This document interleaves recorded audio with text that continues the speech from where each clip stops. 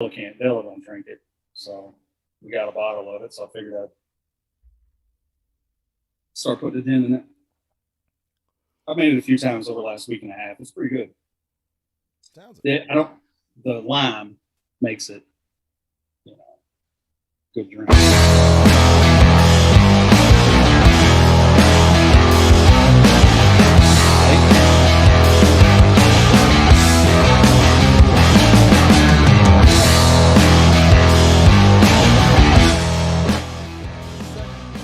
So we're running late. Well, joke's on you, Jack, because we've been live. What the fuck you been doing?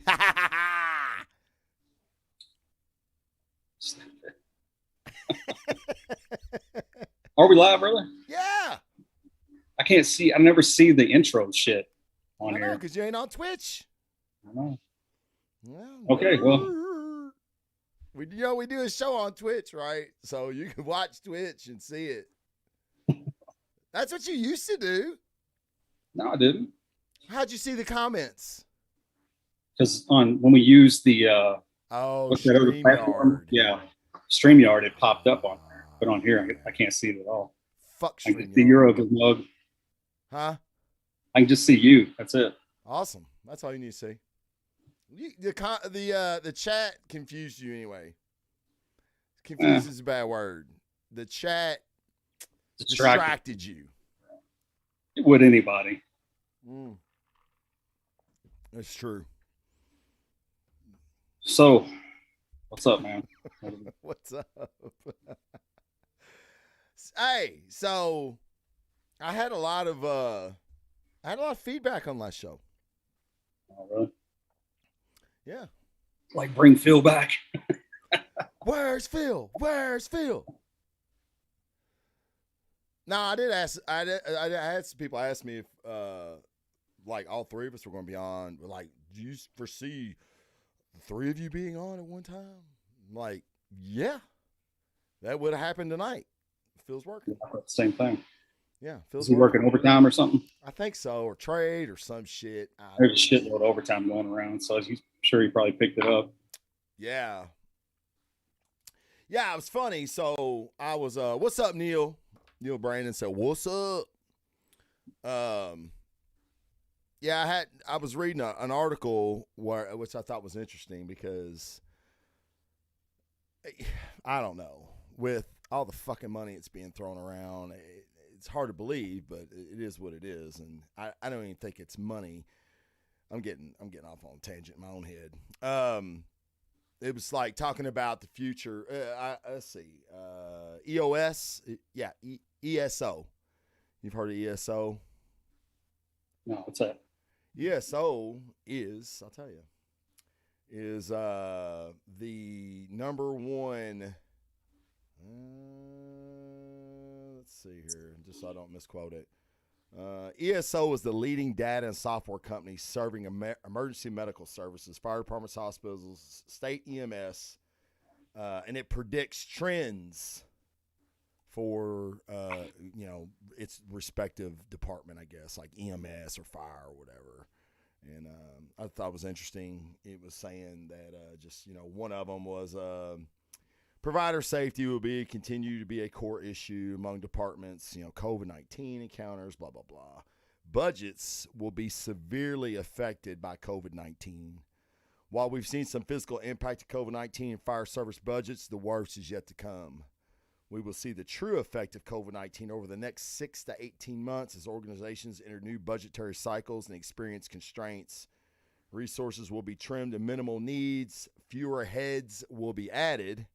There will be small capital adjustments, and departments will be pushed hard to use data to show justification for allocated dollars. And then, which kind of runs into the next one, which says recruitment will be a key area of focus. Recruitment? So, which is kind of what you guys are experiencing right now, which I thought was, kind of interesting because I'm like, yep. Well, they predicted that. And this was from, let me see. Oh, this is from January 21. Yeah. So. Yeah, well, I mean, I'm sure it's multifaceted, not just that COVID shit, but I mean, fuck, the pension's gone away. Guys are having to work, fund their own retirement. And I mean, the job's not as appealing, you know. Okay, so you may know something about this. I was hoping there'd be some guys in the chat that can chime in. I was told today by a kid at the gym, he's at 19s, which, 19s and 17s are doing the double house thing because 19s had mold, so they had to shut the house down. He was telling me that there's been talk about getting rid of, I call it Senate Bill 2, but at the 401k hybrid and going back to the pension system, the defined benefit. I haven't heard anything like that. Okay. He said the guy who told him that, I never heard of him. So, I knew that I know Brian and them had been working on getting the health care back. Like getting the free health care back for guys, which I think would be a huge boon in recruitment. If guys knew that they could, have free health care when they retired, even if it stayed at 25 years, which I don't see any change in that. And the 20 out and out guys are gone, like me and you, I say several of us, there's really not anymore. No, there's not, I guess, left. Yeah. And that's, and I hate it, but I feel like, as I talk to guys, especially guys that I know, especially guys that come to me asking about the fire department, and I know their fathers, so it's their sons, I feel like I need to be honest. Not that I wouldn't be honest anyway, but I feel like I need to be like, well, wait a minute, man. Because they see me being, 49 and retired. Yeah. And I'm like, wait a minute, this my job isn't the job you're going to get if you get on. A lot has changed, and here's the differences. Are you sure this is still something you want to do? You know what I mean? And 10 years ago, I'd have been like, nah, dude, you need to do it.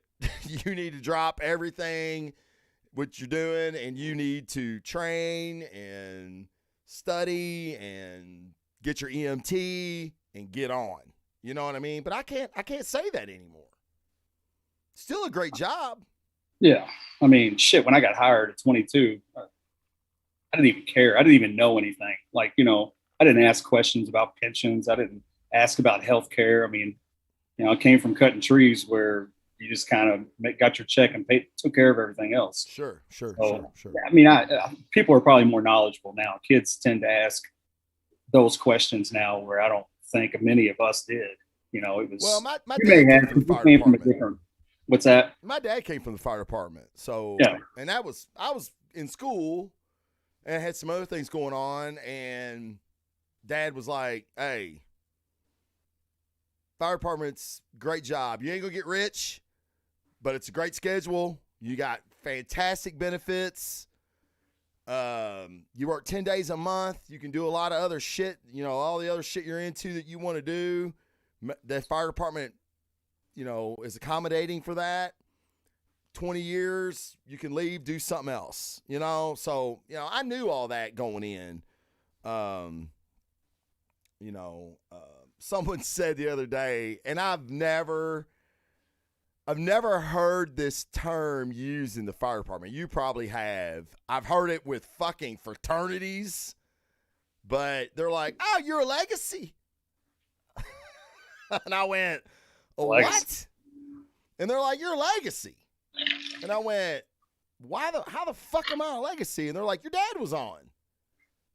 I'm like, wow, I guess I've never heard that used before in the fire department, but yeah, I guess. I may have from other guys from other cities, but it's not something you hear. Not here in Louisville. It's not. Yeah. Like you might hear second generation. You know what I mean? Like I've heard that, but which that fits. But I guess legacy fits too if you think about it in the terms it's used, but it's still fucking weird, man. So I was like, yeah, whatever. But, so I came from that background. But like you said, you came from another. Like, you did anything, like the fire department was probably massively attracted other than cutting trees. What do you mean? Like I was attracted to the fire service? Like, I mean, I was cutting No, the trees, but job itself was more attractive than cutting trees.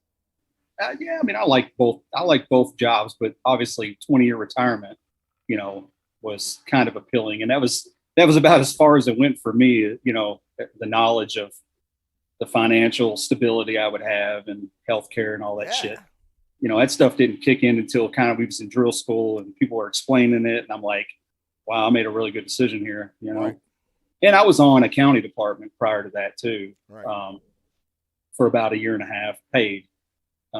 You know, and had insurance there, so that really changed as far as getting hurt cutting trees and shit like that. So, Sure. you know, having health insurance was, but yeah, it just wasn't questions I asked. It was just more about the camaraderie of the job, the nature of the job. Oh, for sure. You know, that's what attracted me. Yeah. I wasn't exactly knowledgeable about the benefits when I got hired. You know. Oh yeah, for sure. But I hear more and more guys asking those questions than really? I ever had. Yeah. Huh. Yeah. Oh yeah. That's so. And it's probably why we're not getting many applicants. I guarantee it is. Because there's not a whole lot of positive things to say. In Right. in retrospect to what we had. You know. Right. I mean, so it's about the same thing you're going to get out in private sector or whatever. But Yeah. you know, 25 years and retire, you know, with half your, well, whatever you've put into your pension or whatever you must. But see, Was it that's- 401k hybrid? But I know, but that's just it. This is my problem with all of it. 401ks, even though the hybrid system is a good match, like they match it up to, I believe, 6%, depending. dude, not Yeah, knowledgeable. I'm speaking out my ass. I wish there were some guys. I mean, we've got some viewers, so if one of you guys are in this plan and know more, please put it in the chat because, again, I'm speaking out my ass. It is a good match for a 401k, but 401ks, just from a financial standpoint, were not designed to be for you to retire on in 25 years. Yeah. Now, couple that with, again, speaking out my ass, then there's no way that I don't give a shit how much you put in your 401k at 25 years, would you bring home $4,000 a month? It's not possible. Okay. So if you bring home $4,000 a month, now you don't get free medical. You're paying, our union president did a video on it. And I believe he said at that point, $1,200 to $1,500 a month for a family plan. So you're not making near $4,000 a month now, and you put federal tax in there, and if you're doing a survivorship for your spouse or your kid, which I believe that is still offered. I mean, it's nothing. You're still fucking working after 25 years. Yeah. You know what I mean? Mm-hmm. Yeah. I mean, guys, it wasn't uncommon for guys to stick around 30, 35 years when the pension was shit, and they weren't making much money. Right. So you'll probably just see that again, guys sticking around. And again, my dad retired in 89. And that was when that was when they went from the city of Louisville pension to the state pension. They had to pay them for all their sick leave that they accrued, because that's when we went to the unlimited sick leave and all that. Okay. My dad got like a fucking, I don't know, like a $300,000 check just from his sick days. Okay. So, even back then, after he retired, he was getting COLAs, which are cost of living allowances, on his pension, which we don't get anymore. The state took care of that too in legislation. And he was getting like 4s and 5s a year. And we were struggling to get a fucking 2 if we didn't eat a 0. So the COLAs really kept Dad's pension viable. Now we don't get COLAs now unless they're fully funded, which basically is politician speak for you're never getting a fucking other one. So, like, what you're getting is what you fucking get. And $4,000 a month now isn't going to have the financial buying power in 10, 20 years as it does today, right? So it's a lot to fucking think about, man. Like, you want guys that want the job. All right, like, look at Special Forces. You got a lot of guys in infantry, okay? You got a lot of guys that are physically gifted. Yeah, sure, some of them can make Special Forces, okay? But, like, to be top tier, to be tier 1 guys, you got to be fucking smart. You know, and now we're seeing a bunch of the you know, tier 1 guys that are transitioning out of the military, now the Special Forces, and going into business and fucking kicking ass. You know, because they've taken their smarts, their training, their discipline, their ability to plan, and they've traversed into civilian life and used the things that made them successful in the military. So my point to that being is, you want a level of recruit that is smart, that is going to, after he gets some experience on, hopefully, go to sergeant, go to fire, go to captain, go to district chief, go to colonel. You know what I mean? But you want they need to be intelligent. So, like, my whole roundabout point of this, and I'm speaking out loud as I'm thinking, which is never a good thing, but it's who's going to want this fucking job? When you and I got on, there was 2,700 applicants. We had 600 from this last class. That's applicants. That's not people that were eliminated from the written, eliminated from the physical agility, eliminated from the interview, then eliminated from the lie detector test. We had 150 viable candidates for a class of 50 with the class that's in right now. So you had a fucking, a 1 in 33 chance of getting on the fucking fire department. Yeah. Just from a number standpoint. Hey, them 150 could have been fucking Budsworthy. Guarantee they fucking weren't. You know what I mean? So, you know, you're going to have a lot greater stock with 2,700 applicants, dwindling it down as we go into our phases, right? Then we're going to have in the fucking future. Now, COVID may have played a role. The application process has gone down every year for the last several years. From recent memory. I can't remember the last time we had 1,000 applicants. The kid I talked to today said there was over 1,000 when he got on, and that was 4 years ago. I don't think he's right, but I could be wrong on that. Yeah, I mean, I don't know. I mean, they've launched, you know, recruiting programs and everything else to try to get people, but obviously those numbers have gone down. Okay, let's talk about that for a minute. I'm good to talk about that. I'm probably not. You're probably not. So the recruiting that you're talking about is not targeting applicants. It's targeting certain applicants. And let me see if that's on here. It wasn't. It was one of the other articles I read. Taboo topics to talk about in the fire service. And one of them was the recruitment of minorities and females.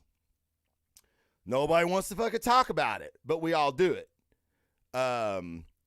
So, you know, my thing so right now, me and Josh were talking about this a little. One of the reasons Phil's not here tonight is because he's working overtime, I believe, or trade or something like that. So there's a lot of overtime going on in Louisville Fire Department. And it's not because it's COVID, it's not because it's Save Mercy, it's because of vacancies. So with that being said, there's a shit ton of open spots because they're not hiring classes.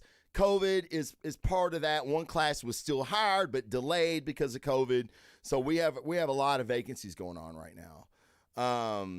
I just, you know, and we're recruiting, but we're recruiting for demographic sake. We're not going after the best and brightest. Not saying some of those people aren't in that minority sector. There definitely are. But it's when you won't talk to a large demographic, i.e. white males, okay, which make up a majority of the demographic, let's be honest, you're really short stringing yourself as far as applicants. Right now, the little fire department should be going on a true recruitment drive, talking about helping your community, having a great schedule. Hey, you're close to your degree? Come to the little fire department. We pay up to 12 hours a semester. You know what I mean? Like giving all the benefits to everybody. Now, I do know a lot of these guys that are on these recruitment drives, and they're the type of people that talk to everyone.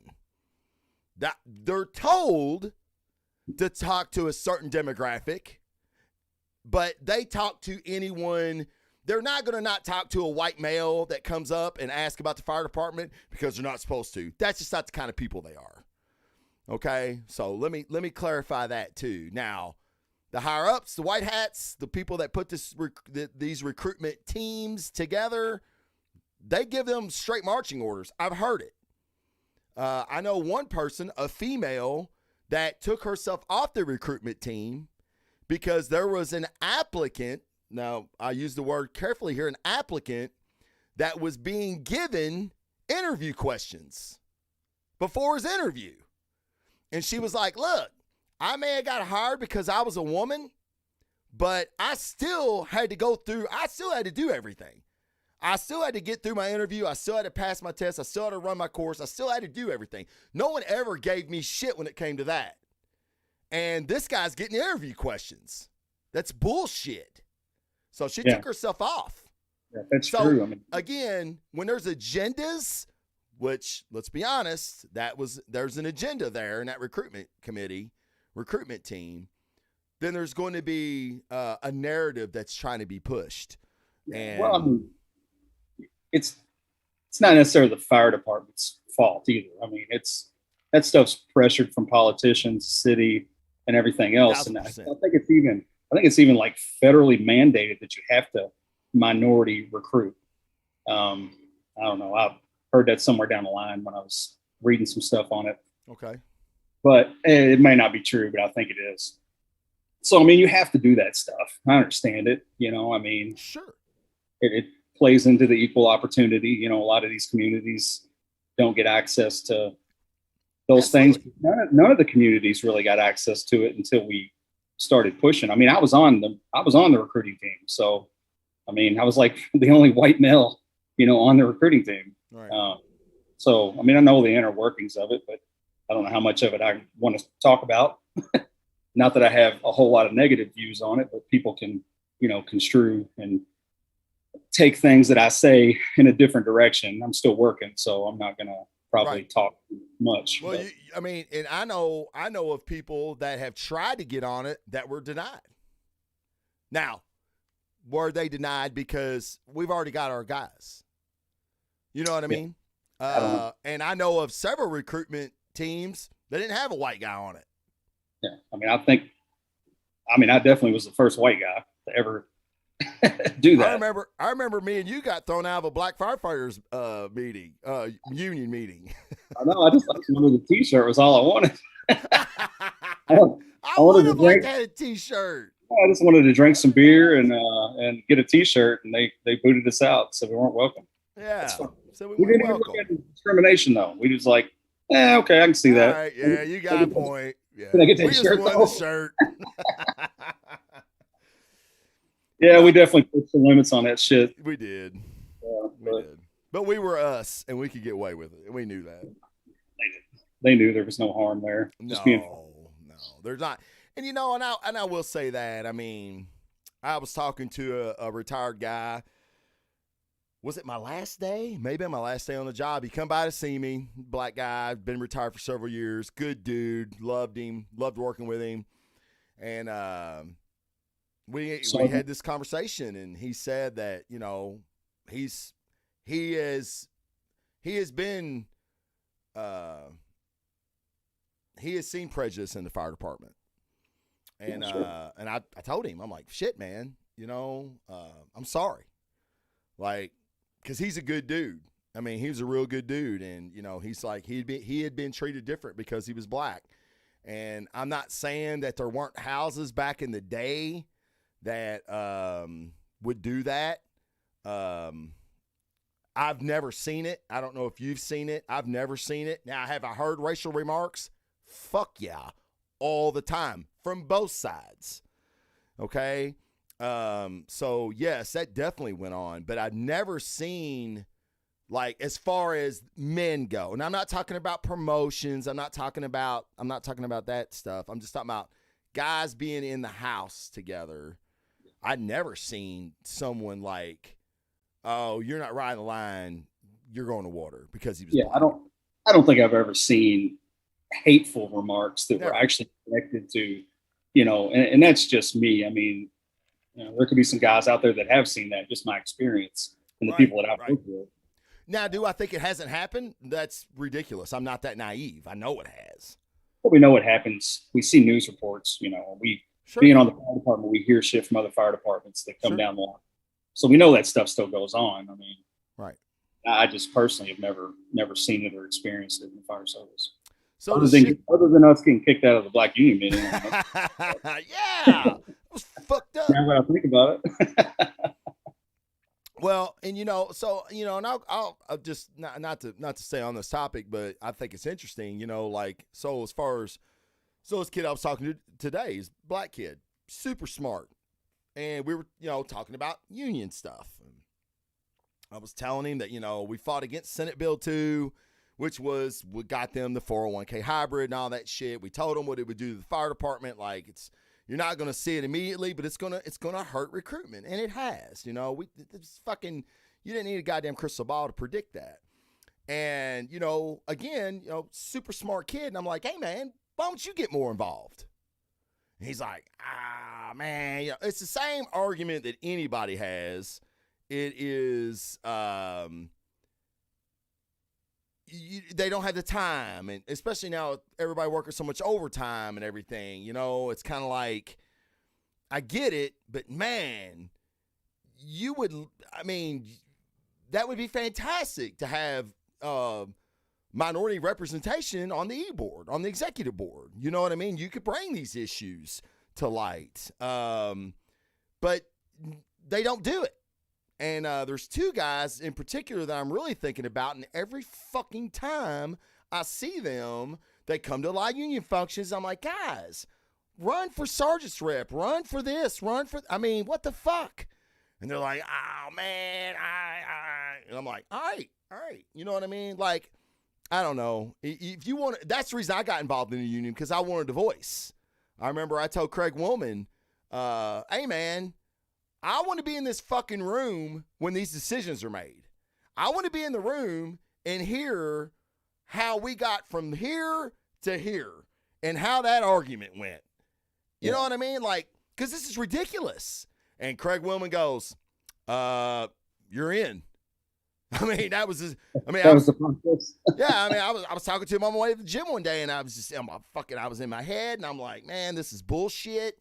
Not that I can help, but I'll definitely say, and I always felt like I stood up for guys, and I would bring stuff up at E-board all the time. That is not how I felt, but it was what everybody was coming to me with. So as a rep, that is my job.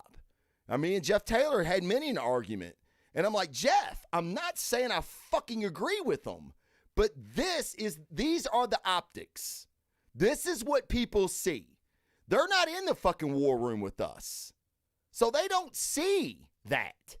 But I'm telling you, this is what it looks like. Like, I know, motherfucker, I'm here. I see what you guys do. I know how this decision came to be. But they don't. So, be mad. I don't give a fuck. You know what I mean? Me and fucking Jats, our vice president, me and him have had, and we sat right beside each other too, because people got tired of us yelling across the room at each other. So they're like, motherfucker, you're sitting right here. So, and that was fine by me, you know what I mean? But I feel like you need that. You need to have that conversation. You need to have that dichotomy to get shit done. I'm just finding the multi-stream chat now, and yes, there were several people that, okay, this is the kind of shit that no pension, crappy insurance, come sign up, haha. So that's from the guy that runs drill school, by the way. That's fucking funny. John Brousseau said, when I got hired, I didn't care about my pay. I just wanted to fight fire.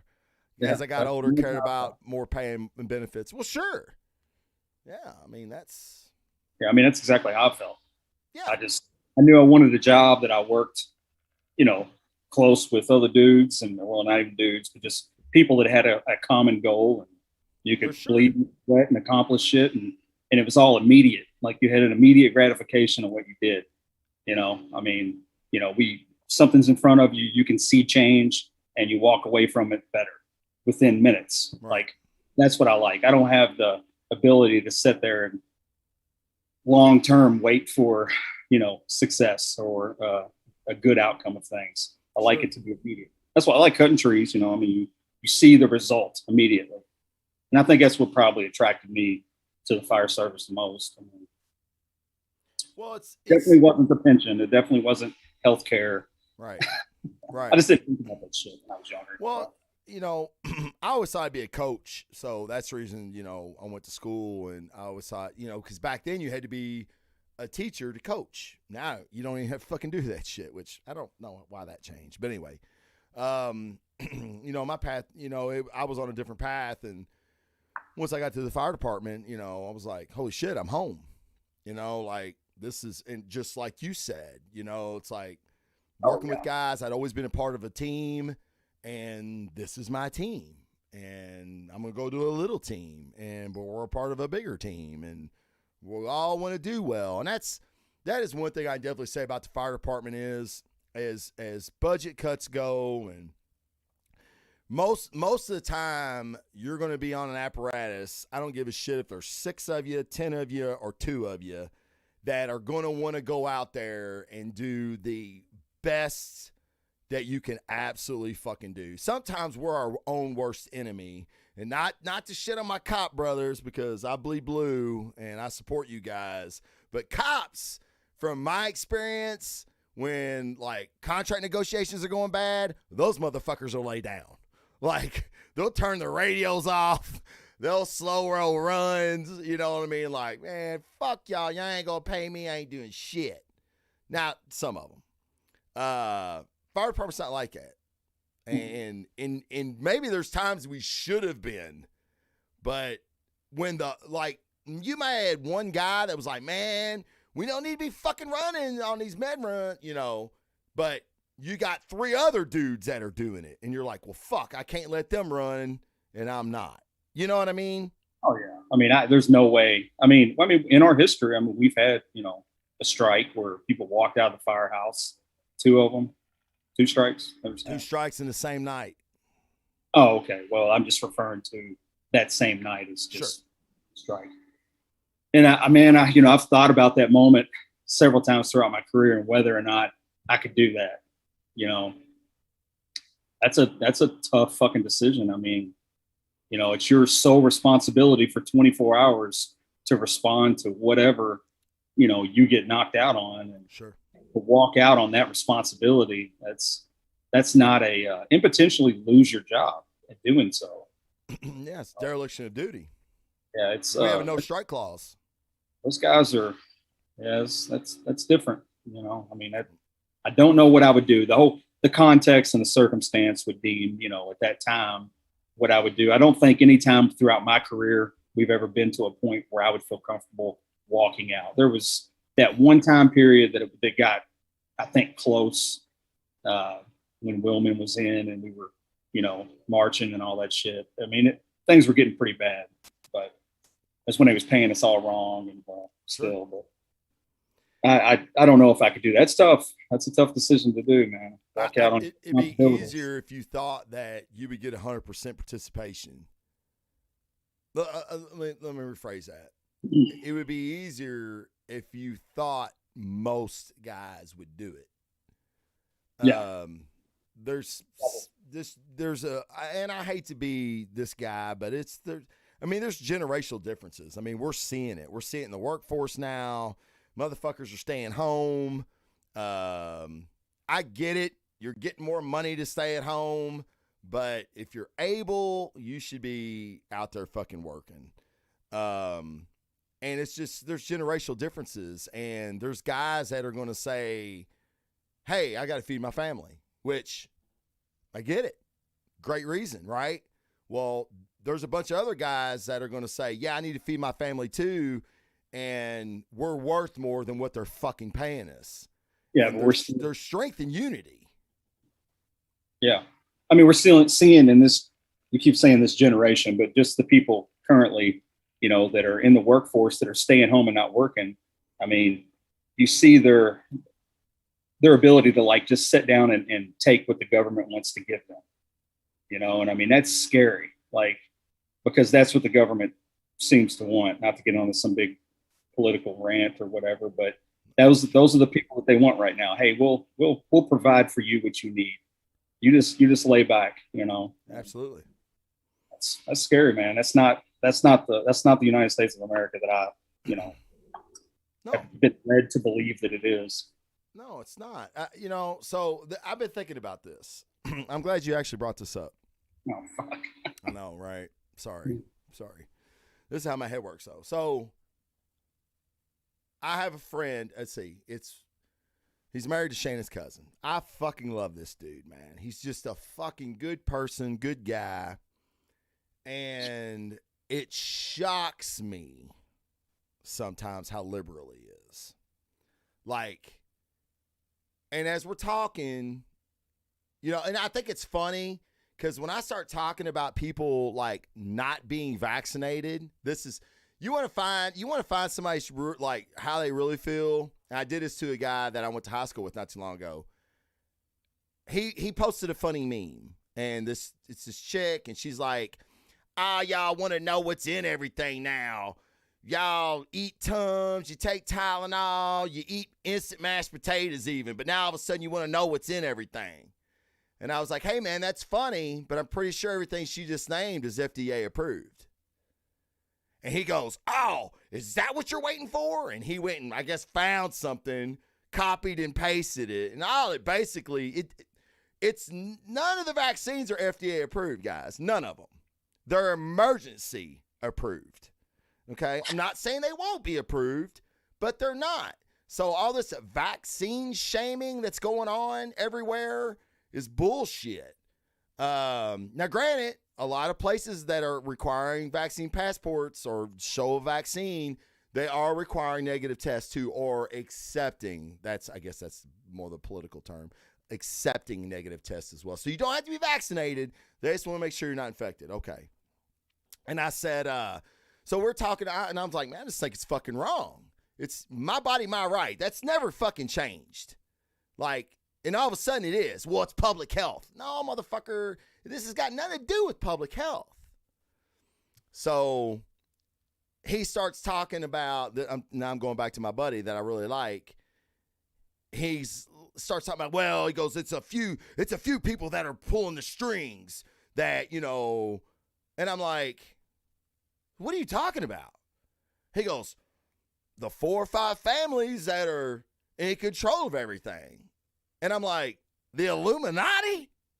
And he was like, I don't know what that is, but, and one of the guys that was there was like, yeah, he goes, yes, there's a conspiracy theory that there's 4 or 5 families that run everything, and they're called the Illuminati. And I'm thinking, okay, and this is where my thought process hit me. You got 2 kinds of people, and I think you and I are kind of the same. I think skepticism is healthy. Okay, just a little bit of skepticism is healthy. So you either have a group of people that believe the government is altruistic.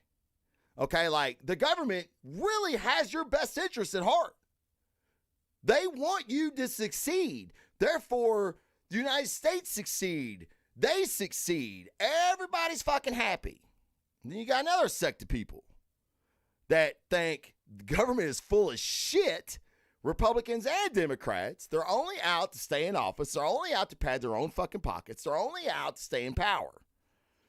Okay? So therefore, everything the government says we should do, we rebel against. Okay? You got this guy who is thinking he goes, well, the reason they're doing that is because everybody's not doing what they're supposed to do. And I'm like, what are you talking about? He's like, get vaccinated. I'm like, dude, that is an individual decision. Like, what do you mean they're supposed to? Like, I don't understand that philosophy. And then all of a sudden, he goes to Illuminati. And I'm like, so you trust these 5 families? You know what I mean? Yeah. But he is vindicative, I think, of a fucking lot of people. You don't know what the fuck you believe. That's what I wanted to tell him. I'm like, Mike, I love you, but you don't know what the fuck you believe. I don't think many people do. It's so confusing. I mean, that's true. It's hard to form a solid opinion and like go with it. So you're just left to kind of the information that you can gather and make a decision on it. Well, that's what he said. He goes, I don't even watch the news. I don't even watch the news anymore. And I'm like, well, then you're uninformed. I don't either. Huh? Well, then you're uninformed. I don't think you have to watch the news to be informed. I mean, where do you get your information? Well, it depends on what kind of information you're talking about. If I want to know what this vaccine is and how it works and what it does, I'm probably not going to watch the news. I'm going to look up a mRNA vaccine and how it works in the body with the protein. CDC? No, I'm just gonna. I don't know. I mean, what do you mean? Am I going to go to the CDC to look up? I mean, I'm just trying to reiterate the fact that it's confusing. Like, you want to go to the CDC. I'm agreeing that it's confusing, but I'm not going to watch the news to gain some information that I know I can gain through other means. Because I mean, like I told my daughter earlier, I was like, the best thing, and what sells the best is fear. And we were talking about something that was in school. She had learned. And I was like, if you can make people fear something and then sell them something, to overcome that fear, then you're going to be doing pretty good. Sure. But anyway, but yeah, I mean, that's kind of the same thing here. People are making money on this. There's money. So yeah, I mean, so I don't watch the news either. And I don't think that makes me uninformed of things. I mean, hell, some things it does, like this whole Afghan thing. Hadn't even heard of until like 2 days ago. And I was like, holy shit. So wow, really? Yeah, man, through all this COVID shit, it got to the point where it was just comical, the shit that I was seeing on the news. And I'm like, fuck this, man. I would be doing better. Like my anxiety would be all high. Yes. And I mean, I could tell a difference. It's the same thing with social media sometimes, Right. I mean, when you're just paying too much attention to that shit. And I would get on tangents like with that, switching, news programs and seeing the differences of what they're saying. Sure. And then I just like, fuck it. And I just fucking turned it off, So, I mean, I think that's I don't want to say a school of thought, but it's definitely a practice that I see as viable nowadays. I really do, because especially me, man, I get fucking triggered easily. Like, it is a constant struggle with me. I didn't think I'd ever hear you say triggered. Huh? I said that's a pretty millennial word. I never thought I'd hear you say triggered. Why? I mean, it's exactly what it is. I mean, it fits. I know it just doesn't sound like something that we would say. Man, I was triggered. What would we say? Get pissed off? Pissed off, yeah. Yeah. Well, all right then. I get fucking mad. I get mad. I go nuclear. Like, when I hear some of this shit. It was like tonight. So, I don't give a fuck. I don't give a fuck what anybody thinks. So, Biden took 2 weeks. He's 2 weeks in Camp David. I don't know where the fuck Kamala Harris is. They haven't let her out of her corner yet. She went to Mexico to talk to the president. The president fucking left. So I think they put her in a basement somewhere and gave her some marbles, and she's doing that, I guess. Jen Psaki is taking a week off from her duties as press secretary. No one's there to fucking answer questions about what's going on in fucking Afghanistan. Nobody. I watched the presidential address, and tonight. I mean, tonight what? He's got one tonight? Well, no, he had one earlier today. Is that the I'm one you're talking about? No, 2 days ago. I was on. Okay. It was middle of the day or whatever, and I mean, he, as soon as he was done, turned around and walked off. Okay, so today he did that from Camp David. Okay. All he talked about was COVID vaccine incentives. Yeah. Fucking turned around and walked out. Fucking reporters were losing their minds. He didn't Turns even around and address just me. walks off.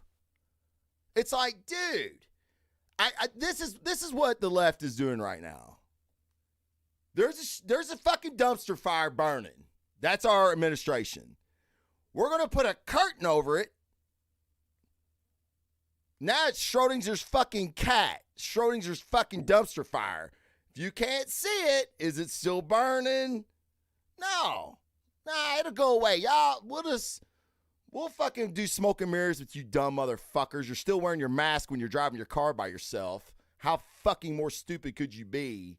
So that's this the administration has no respect for the American people. None. And it's not like, look, man, Kennedy. This was a great point brought up the other day. During the Bay and Pigs fucking fiasco in Cuba, fucking John Kennedy fucking came out and took fucking responsibility. Yeah, it wasn't his responsibility to take, but he did. He did. He's a fucking president. They said his fucking popularity skyrocketed. The worst fucking faux pas maybe in American president history. He took fucking response like, hey, it was my decision. Ultimately, I fucked up. And I'm going to tell you right now, as fucking dumb and ill-suited and inept as Biden is, if he would have come out and said that his plan to retreat Iraq, evacuate Iraq, or I'm sorry, Afghanistan, if he would have said, I messed that up, as much as I'd have fucking hated to admit it, I'd be like, damn, all right. All right. Because it's, to err is human. There ain't a human being alive that ain't fucked up. They ain't done something they wish they hadn't done. That would have played huge. Now they're not even addressing it. You'll forget about it. You'll forget. What the fuck was that? What is that? Troll. Let's see how far. So, I mean, I don't know, man. It's, dude, you need to take a break? Is that? Oh, my kid came in. Oh. He was showing me, look, Dad, I'm watching you all on, which is probably not good. Oh, yeah. Oh, we got a fan. Tell him to hit that subscribe button. Leave 5-star review. Yeah, I don't. Yeah, so I mean, who did he blame? He blamed the Afghan army. No, he blamed Trump. I know, but he blamed their government. I mean, their president did kind of bail on them and escaped the country and left. I mean, it's last still, numbers I've seen with the Afghan army, they were like he said 300,000. I don't know how many, but from what I've seen, that well outnumbered the Taliban fighters. And I mean, how that fell so quick, I don't know. I mean, we've several things we've talked about tonight. I'm not exactly, I wouldn't feel knowledgeable enough to have deep discussion on. All I can say is tactically, you would get out fucking civilians first. I mean, let's be honest. Why weren't civilians fucking evacuated first? Keep all your fucking military might there. Why send back 6,000 troops? And as far as they said tonight, only 4,000 had even arrived. And now they're doing this thing where the Taliban's like wants to be part of, like, they want to negotiate, and they want to say, hey, we're going to get you guys out of here. Dude, we want to play ball with the world now. They were fucking terrorists. They flew planes into the fucking World Trade Center. Everybody wants to fucking forgive them now. The left wants to fucking forgive them now. and say they want to be part of the world community. And it's like, oh my God. I watched a Vice, which I don't care for Vice entirely, but you know, it's a form of information. Not anymore. Huh? Not anymore. Shane Smith sold it. When Yeah, Shane I know. Smith had you're it, the it was one. fucking fantastic. Yeah, you're the one that introduced me to it. I think on global warming we had a big argument about. Yeah. But yeah, I mean, they were on there talking about that.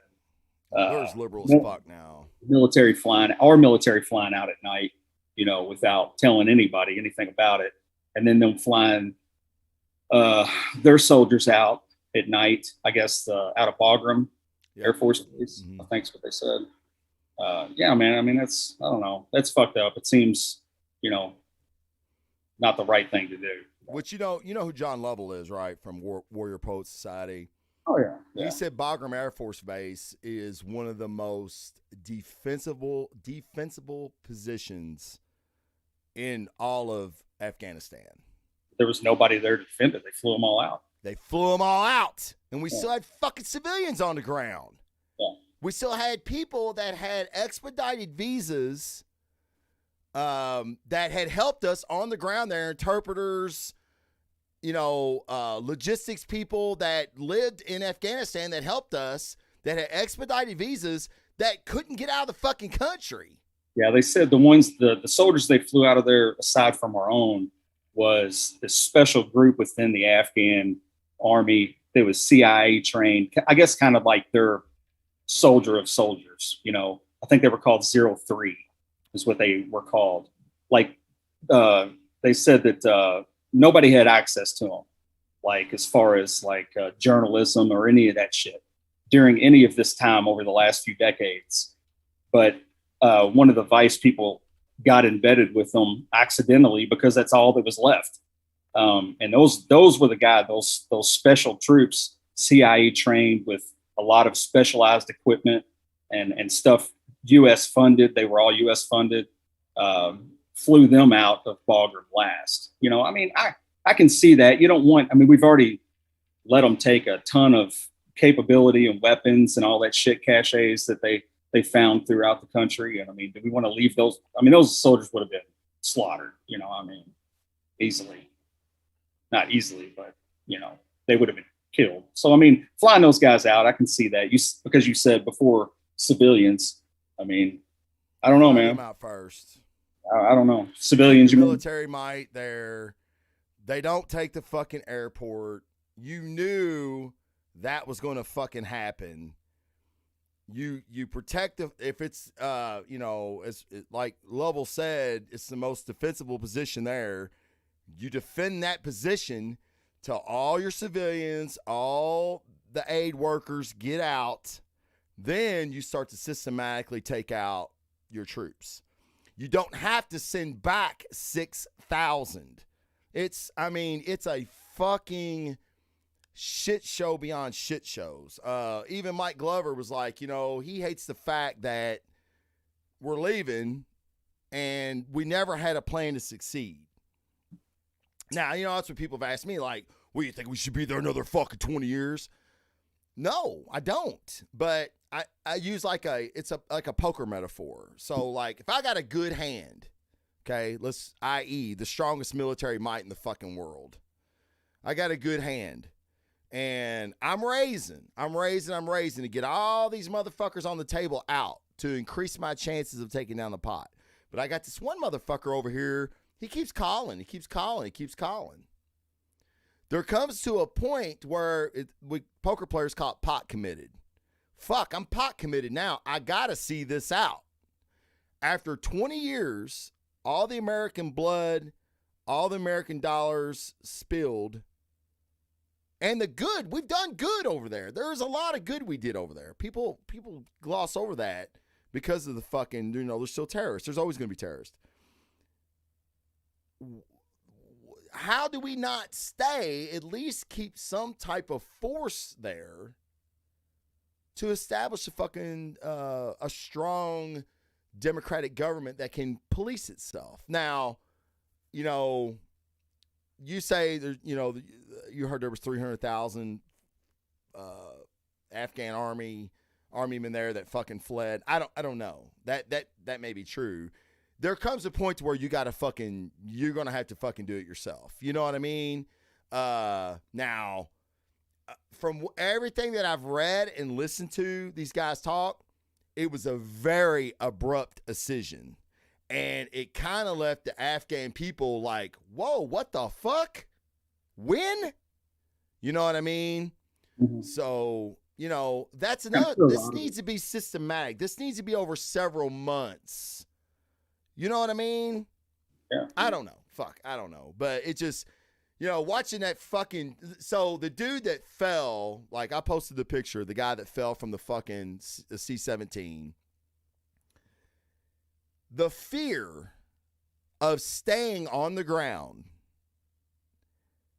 outweighed the fear of grabbing on to either the wing, the landing gear, whatever this motherfucker was holding on, and flying up in the fucking air to fucking 30,000 fucking feet. I mean, he didn't make it that far, obviously, but it's like, oh my God, it's heartbreaking. These people don't like the Taliban. These people don't like, everybody thinks fucking all Muslims are bad. They're fucking not. I equate the Taliban to the left. So we've got them here. So they're slightly worse than that. There's right now, the Taliban will shoot you. The people on the left will throw a rock at you, I guess, because they don't know how to fucking operate a gun. But anyway, yeah, man, I don't know. It's just, so John Brousseau says people lack critical thinking skills. I mean, I agree to that to some. Not that they lack it. It's not that they lack it. People aren't taught it. It's not taught. That's true. Can you blame, a society that's not taught that shit in school? I mean, they're ignorant of it. So, I mean, unless you go out on your own and strive to get that education and practice it and apply it, Sure. And then you see the rewards of that. I mean, fuck, I mean, this is what you're going to get. People that lack critical thinking, Right. He also said Afghan government had a lot of corruption, whereas Afghan soldiers weren't getting paid or supplied, so no one of reason. I think he means no wonder they folded. Yeah, well, that's what I was going to say a minute ago. Was a lot of it, I'm sure, had to do with corrupt politicians. Sure. The ability for them to do this within a few weeks. I mean, I don't know. I wasn't in the military. I don't know what it takes to move troops around and logistics. But to do what they did in just a couple of weeks, I mean, they surrounded Kabul, within a matter of a couple of weeks, and then took that. I mean, they strategically positioned themselves to do exactly what they wanted. So they didn't just come up with this plan on the fly. I mean, this is something that they've probably had in their works, knowing that the U.S. was going to be leaving. Sure. At some point. And I heard something like they got the watches, or we got the watches, and they got the time. There you go. So yeah. Just wait it out. I mean, so it's hard. One of the things Lovell was talking about was all the cachets that they got. Yeah. Over $80 million worth of equipment, not counting Humvees and stuff. And he was talking about like high-end sniper rifles. And the big one he said to me was NVGs, was night vision goggles, which, and I know you've read a lot of literature on this stuff too. Our biggest advantage over anybody in the Middle East was being able to see at night. Like that was our huge advantage, where we could operate in the nighttime. They couldn't see us and we could see them. And now they're going to have that capability. Now, can they reproduce that capability? Probably not. Definitely not. Let's put it that way. But there will be some guys that are going to be able to see our guys now at night. You know what I mean? It's just, it's a fucking goddamn shit show. And I guess we always knew that it was going to be a shit show. We never should have went.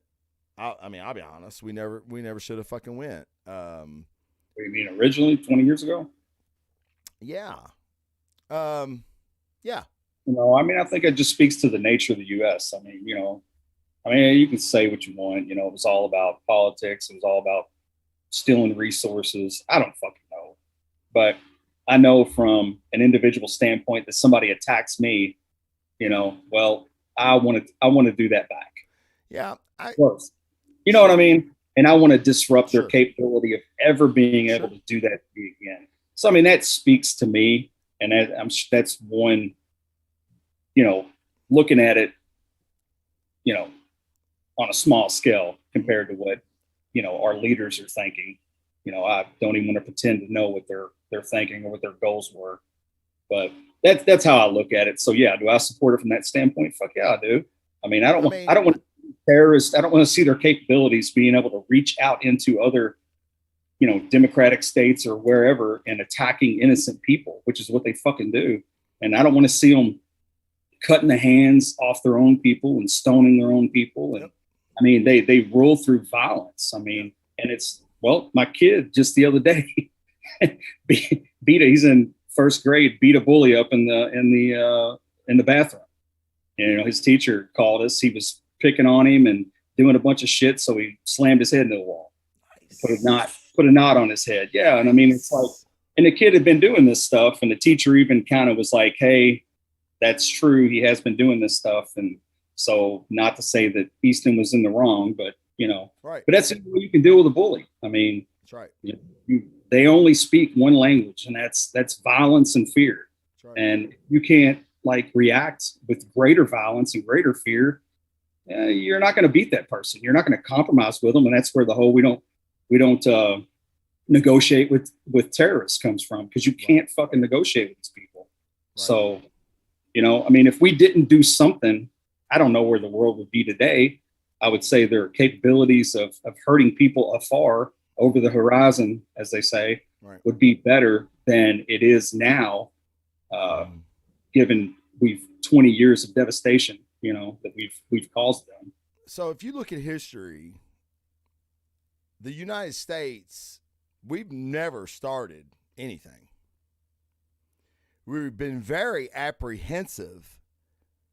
We were very apprehensive getting World War I, extremely apprehensive getting World War II. If it hadn't been for Japan fucking bombing Pearl Harbor, we may not have. Yeah. Okay? Now, we finished some shit. That's for fucking sure. But we're very apprehensive of getting into anything. Even fucking Vietnam. I mean, Vietnam was a military operation for several years before it was officially deemed, a war. So, we killed bin Laden in an allied country, Pakistan, which, how allied are they? I don't know. They were fucking harboring this cocksucker for years before we ended up getting him, but and it took a covert operation to do that. They didn't even know we were fucking in their airspace until it was fucking we were out. So it all started when they said Iraq had weapons of mass destruction or chemical weapons, and they didn't. I mean, if they did, there's yet to be evidence proving of that. So, and I think it all stemmed from that. And then 9/11 happened, and it was like, oh, we got to fucking, and I agree, oh shit, oh fuck, you're gonna fuck with us, you're going down. And then it was this unconventional warfare, right? They're fucking in caves, and the terrain is something we had never seen before, and it changed, just like Vietnam changed war, just like Civil War changed. Like, we didn't fight side by side like the fucking Brits did. We did use guerrilla warfare tactics. Then Vietnam, jungle warfare. What the fuck is it? Tripwires? What the fuck is this shit? And now it's, now they're hiding in fucking caves and bunkers, and the terrain is hard on us. You know what I mean? So I don't know. I feel like that, and I'm fine. And honestly, to your point, I am fucking fine with being the world police. I am fine with us stepping in when there's genocide. I am fine with us trying to liberate people from communist regimes, which, to your point about being, I don't know, about going in and, taking their fucking natural resources or whatever. I still feel like that's the reason we're not in Cuba and Venezuela. They got nothing for us. Yeah. We're letting Mexicans come over the border, the thousands a day, and we tell the Cuban refugees that are trying to flee a communist regime, don't come over here. What fucking sense does that make? It makes no sense. None. But we don't help those people because Cuba's got nothing for us. We don't help people in Venezuela because they got nothing for us. You know what I mean? Yeah, I guess. It's just optics, right? Like what it looks like. And that's kind of what it looks like to me. Why wouldn't we help these people? Yeah. The Cuba thing fucking upset me to no end. Yeah, I don't have a problem being the world police either, but that's expensive. That's expensive in blood and money, for our people. So if we don't get like allied support that's at a level that should be comparable, Sure. We're going to do a disservice to ourselves, always trying to police everything. I agree. I agree to that to a certain extent. And I'm not talking about taking on Russia and them. I'm talking Cuba. How many fucking troops would it take to fucking liberate Cuba? Not a lot. Venezuela, less. I think there's a couple bad motherfuckers at my gym, and I think we can liberate Venezuela in a week. You would be strung up. Probably. The Bay of douchebags is what they call it. The Bay of gym rats. I don't know. I just and you're right. And I know there's a lot of liberals, and this is God, I can't believe I'm saying this. I must be drunk. I can't believe I'm saying this, but there's a lot of liberals saying we're tired of paying American blood for Middle East oil, and that's fair enough. Like, I agree to that. I do agree to that. And like you said, wars are costly. I think we looked it up at the firehouse the other day. It's like, I think we only lost like a little bit over 2,000 troops. Yeah. We haven't lost anybody in 18 months. Yeah. And that one is devastating to a family, a community. And I'm not taking away from that because, that's terrible. But looking throughout history of warfare and everything else, we dominated that. Dominated. I can't remember how many supposedly we killed, but it was within the hundreds of thousands. Sure. Terrorists. So sure. That's a success, but obviously it wasn't successful enough because that's everyone that we killed, empowered the next generation to join the Taliban and want to do. Well, and you get into a lot of other shit too. Especially like, this was the war of drones. This was the war of, we used our AI, artificial intelligence and our drone strikes to do a lot, to keep the human element from being at risk. But what in turn happened was there were civilian casualties. And that's what a lot of these terrorist organizations, terrorist networks, the Taliban especially, they play on. You know what I mean? The children of people that were affected by our drones and stuff. I'm over there in a village, and a bomb goes off that the U.S. dropped, and it killed my mom and dad, and now I'm in orphan. And I got the Taliban coming in saying, hey, spreading all that propaganda. And then not only that, taking me in and feeding me, clothing me, educating me. Yeah. Sending me to the United States. They'll send me to the United States and pay for my fucking education in bioengineering, and I'm going to make this fucking virus for them here in a couple of years. You know what I mean? Like, it sounds comic bookish, but that's how shit works. People are motivated, the death of a family, it made Bruce Wayne Batman. It's a very motivating fucking factor. Look at 9/11.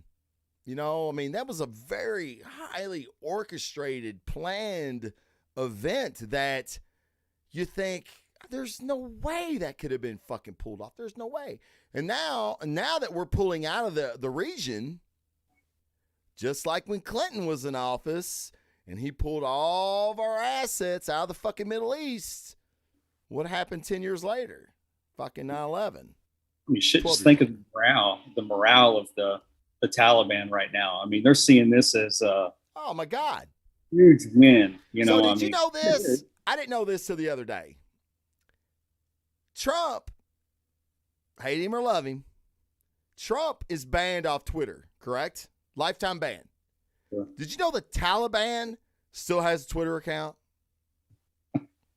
No shit. Joe Rogan was talking about the other day. Just the other day, like 3 days ago. Taliban still has a Twitter account, and the reason is, well, they haven't violated any of our community standards. But they make announcements, okay? Their Twitter feed has went nuts the last 3 days. And you know what they're doing is they're capitalizing on this because they're the hottest fucking thing going. Recruitment is going to be at a fucking all-time high right now. You know what I mean? This looks like a win to them. Us pulling out. What's that kid's name? Walker? That went over. No. No. Oh, okay. That was an inside joke, by the way, for those people that Jimmy Walker. That's not it. And it was Walker, one of the guys from the U.S. that flew himself over there and joined the Taliban. Mm-hmm. And then we found, I mean, shit. No telling how many of these young kids that are being raised over here with this shit that might wind up going over there and fighting. Well, we're raising socialist kids every fucking day, so. I know. Yeah, I mean, America sucks. America, they're capitalizing on the ability to use social media to spread their propaganda, and their lies or whatever. Yeah. That's kind of fucked up that they would even allow that. But yeah, I mean, Phil Kraft gets shadow banned. Warrior Poets gets shadow banned. Cleared Hot, Andy Strump show gets shadow banned because of content. Military owned or. Businesses. Well, they think they're creating militias. They think Phil Kraft's a militia, a right-wing militia. They think Warrior Poets Society's a right-wing militia. Fuck, they think fucking Jordan Peterson's goddamn Hitler. That's a cult. Yeah, that's more of a cult. What is? Jordan Peterson's followers. Hey, I'm a fucking part of a cult then. I know. Fuckers of shit. I'll read all of his shit. Goddamn, I love him.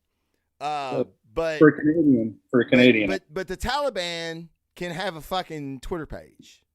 Yeah, they don't get shadow banned. And it's like, what the fuck? And again, I challenge anybody that listens to this. The three people that are listening to this. If you're liberal, let's just say you're not liberal. I hope to God you're not, because God help you. But if you are.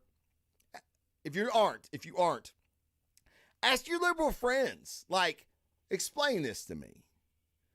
You know what I mean? Because I forever was like, big tech's liberal. I don't know, man. They're global. You know what I mean? Like Twitter, Facebook, they're global. It's not left and right. But the ideologies are similar, right? Like, they're not called Republicans in fucking Russia, but there are some people in Russia, they're like, man, this having one can of beans and one loaf of bread to buy sucks. You know what I mean? So I like to know the thought process. Like, y'all want Trump banned off Twitter, and I'm not going to disagree with you on that. Okay? Because he's toxic, and I get it. But how is the Taliban not banned? The Taliban's not banned on Twitter, guys. They have a fucking profile page. I went to it. Did you really? Yeah. I'm not on Twitter, so I don't know. I didn't want to get it put on a fucking watch list, which I probably already am, but I was going to fucking follow it. But it's in Arabic. And, you can hit the translation button and see what they're saying, but a lot of it's in code. And it's like, wait a minute, Twitter. Joe had the CEO and the marketing director on a show not too long ago, and was asking some pretty hard questions, and they dodged every fucking one of them. I mean, Joe pressed them, and they dodged every fucking one of them, which obviously they're going to. But I don't know, man. It's just I want to understand. I really want to fucking understand. I want to understand why people shit on their freedoms. I want to understand why America sucks so bad. I want to understand why people think free speech is not free speech. You know what I mean? Yeah. I mean, I have yet to hear an argument to that. Like the Democratic Congresswoman that spends $10,000 a month on her private security, but she's head of the defund the police movement in Minneapolis. Probably Minneapolis. One of the big factors around Minneapolis, Yeah, Seattle. I think they're all. I think even the Republicans are for it in Minneapolis. But it's like, and she says that if she had to pay $2 million a year for her private security, she would. Defund the police needs to happen because she's gotten death threats, so she needs a private security. So her. Oh, I'm sorry. No, she's from fucking Chicago. The goddamn Afghanistan, Kabul, fucking Black Hawk Down of the United States. She's from fucking Chicago. Her safety's more important than your safety. And there will be people that vote for her come election time. Yeah. I need to understand that. Well, she's a sophisticated individual, you know. I mean, no, she fucking ain't. If you listen to her talk. Making a play of the mask thing with Obama, where they said they're sophisticated people. You didn't see that? Mm-mm. I guess they were getting on Obama, some party they had or something. His 60th birthday party. Okay, they weren't wearing masks. They scaled it down from 600 to 400 people. A DJ posted pictures on Instagram of the dance floor that was fucking assholes to elbows, nobody wearing a mask, and was made to take them down. Hey, I mean, I'm all for it, but I just thought it was funny that they said, hey, these are sophisticated people, you know, so they don't need to wear their mask, which I agree. They don't need to wear their mask, but they are telling everybody. I don't know. I don't know. Zach was telling me, and, you know, he loves that shit. Yeah, he eats and breathes. I'm not sure where it came from. It was some reporter or something that said it. You know, I mean, I'm like you know, like for anybody listening that don't know me and Josh, I know we sound one way, but I like to think experience and being, I don't even want to say well-read, but Josh and I we read a lot. Like, we read a lot. Now, I know some people are going to be like, well, what the fuck are you reading? I read Moby Dick 3 times this year. Huh? I read Moby Dick 3 times this year. There you go. See, he read Moby Dick. So if you want to know about Will Anatomy, I read Mein Kampf and the 12 Rules of Life. No. And the Gulag Archipelago. No. But what I'm saying is that I listen to any fucking reasonable argument.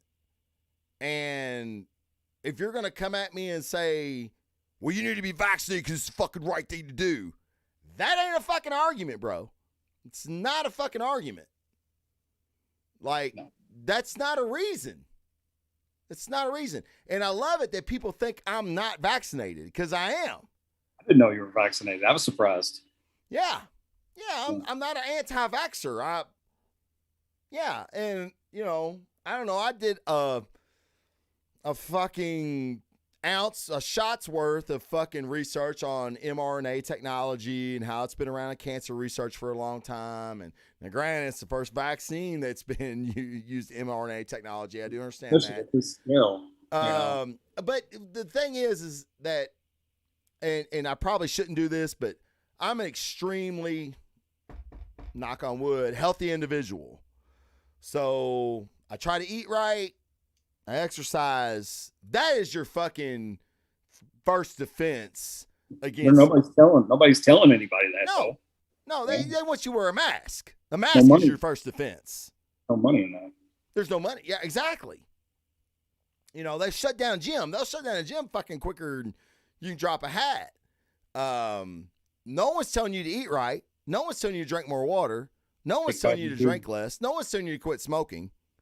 No one's telling you to lose fucking 30 pounds, 40 pounds, 60 pounds, 100 fucking pounds. No one's telling you any of that. Wear a mask. Get vaccinated. No, you need to get fucking vaccinated. Wear a mask. Oh, you're vaccinated. Yeah, you still gotta wear a mask. Eat a dick, motherfuckers. I've played along. I wore my mask in the beginning. They talked about getting vaccinated. I got fucking vaccinated. And now none of it was fucking true. Oh, when you get vaccinated, you can't get it. Oh, well, that's not true. When you get vaccinated, you can't spread it. Oh, well, you carry 30% in your nose and your mouth, blah, blah, blah. That's not fucking true. That's what I'm saying. It's comical at this point. It is. If you have to give incentives and you have to do all of this convincing, I don't think there was a whole lot of convincing needed for like the polio vaccine. It was like people seen. Or smallpox. Yeah, it was like, okay. And people want to say it's the same thing, but it's not at all the same thing as COVID. Look at the mortality rate, dumbasses.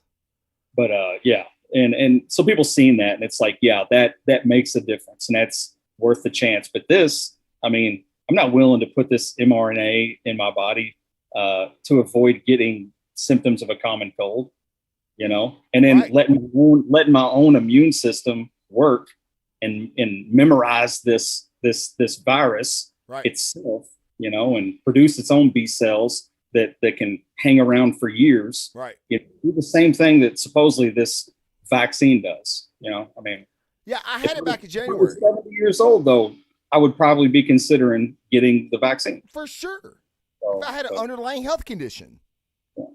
84% of the mortality rate from COVID, Delta or regular COVID, 84% had underlying health conditions. Yeah. So, okay. Man, that sucks. And I'm not making light of anybody that's lost a loved one or a family member or a friend due to this fucking virus. I'm not. Not at fucking all. And there has been those rare cases where a healthy person has fucking went down because of this. Okay? There's no reason to shut down the country. There's no reason to put fucking kids back in school. There's no reason to put a fucking kindergartner in a goddamn mask for fucking 4 or 5 hours a day. It wears me out, drop my kids off at school and them putting a mask on. It's silly, That's and half of them are wearing, fucking t-shirts around their face. That's all they're doing. It's not doing anything. Like, anymore, I see you said I'm not making light of people that pass away from this virus. I mean, obviously it kills people and causes some. I didn't say you were making light. No. I said you said that, and I said I'm not making light of it either. Right. Yeah, you're not either. Correct. Yeah. What I'm about to say. But when people say, at this point, my whatever died of COVID, it's like, well, did they have the vaccine? I mean, did they get the vaccine? Did they have it? Yeah, they had it. And they died anyway. Okay, well, they did what they could. That's right. That they didn't get the vaccine. Well, then, I mean, that still, again, I mean, that's what viruses do. They kill, Right. and and when they get inside of people that already have problems, they work much better. Yeah. They don't have the immune system to fight it. But me getting a vaccine, isn't going to help a 70-year-old that gets the vaccine. You know what I mean? If he has the vaccine, he's already done what he can to prevent severe symptoms if he does get COVID. If I get the vaccine, I can still give him or her COVID. I can still get COVID, eventually, but it doesn't make any sense to me for a healthy individual to run out and get this vaccine. From what I've read. Yeah. So, but I mean, you got the vaccine for other reasons, but right. Right. But you got the vaccine. I haven't had the vaccine. Nobody in my family has gotten the vaccine. Dude, my body's been a fucking chemical waste dump for fucking 30 years. COVID didn't do anything to me. I had it back in January. It didn't do shit to me. The vaccine made me sicker than I've been in years for 12 hours. Well, Zach Huh? Zach actually texted me today that he's got a buddy that was 56 years old, healthy, worked out, all this stuff, got the vaccine 3 days ago, and they found him today dead, sitting in his chair. Now, I don't know, obviously he's making an argument there that it was probably the vaccine that killed him. Time will tell, I guess, or maybe not. Sure. Whether or not they figure it out. But so that shit happens. I don't know how much of that reporting we hear. Well, okay. So Joe did some of that the other day. In the last 13 years, there's been 1,300 and some change of people died from vaccines. From February 2020 for the last 13 years. 1,300 people, roughly. Okay? From March 2020 till now, 16,000 people have died from a vaccine. Yeah. I mean, if that's accurate, yeah, that's pretty fucked up. Where's that fucking story at? And that's exact. And I'm not saying that. Joe Rogan fucking said that. Like, go find that fucking story. And he was like, do you know how many fucking genealogists, virologists, physicians, doctors send me shit every day because they're afraid to say it because they'll be ostracized by the fucking medical community right now? Yeah, I mean, my own doctor was like, hey, I wouldn't get the vaccine. He was like, I'm not going to get it. He said, I would definitely tell you not to get it. He said, he told me, he goes, everybody, like all the doctors I'm friends with, like not all, but the majority are against it. And they know that a lot of this is bullshit. But he said, I said, well, why, then why are people in these positions talking and saying, get the vaccine? And he was like, well, they have to. They have to toe the line. They have to keep their job. They have to say what they have to say to, and it's like, yeah, duh. I mean, that's obvious. But then you got the guys that aren't, that he can say whatever he wants and there's no effect. And I believe somebody like that more than I do somebody that has to get on TV and toe a line. So, you don't know who this is, but so Cole Beasley is a wide receiver for the Buffalo Bills. He has been very adamant about not getting the vaccine. So, they started training camp a few weeks ago. Cole Beasley did a post-practice interview with the media. He had his mask on, and he goes, hey, guys, I want to say something real quick, and then I would like all the questions after this to be football-related. And everybody was kind of like, yeah, sure, whatever. So he gets his phone out. He goes on this huge tirade. I'm sure it went viral. That's how I got it. About players being cut because they're not going to get the vaccine. You see that now the NFL has this forfeit thing in place this year. Whereas if the week you play, if any player gets fucking COVID, you forfeit.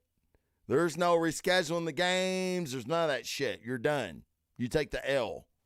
So guys other than Cole, who has a contract, guys that are on the fence of making teams, which is fucking pretty goddamn important in the NFL, if you don't get the vaccine, yeah, you're probably going to be cut.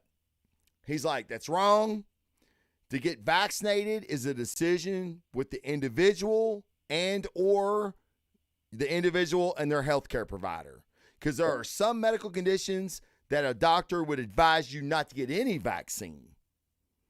So, for an employer to, and he's talking about the NFL, which I give him fucking all the credit in the world for speaking out against the NFL, because the NFL is it's a private organization. So it's not just business Like the NFL kind of governs itself. It's kind of a weird entity if you've been following the NFL for any amount of time.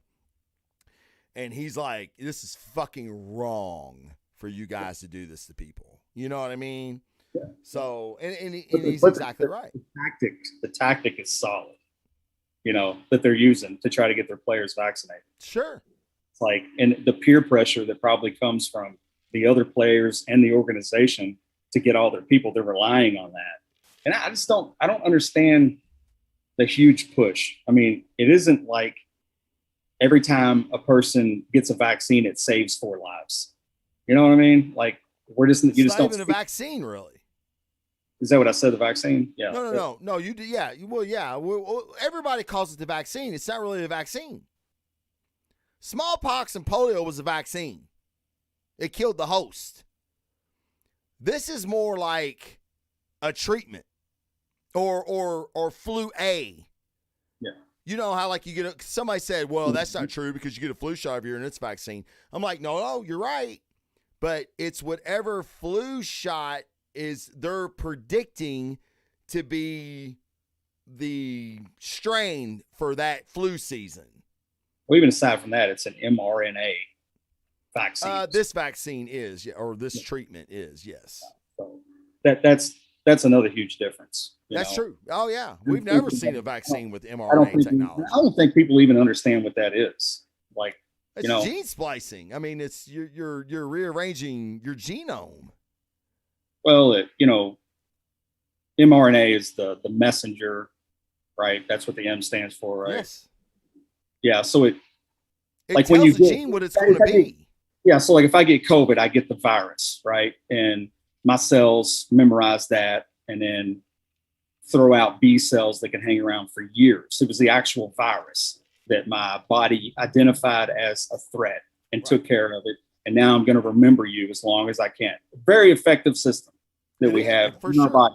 As long as you're healthy and, your body can withstand that process that it has to go through. But our own immune system is slower to respond.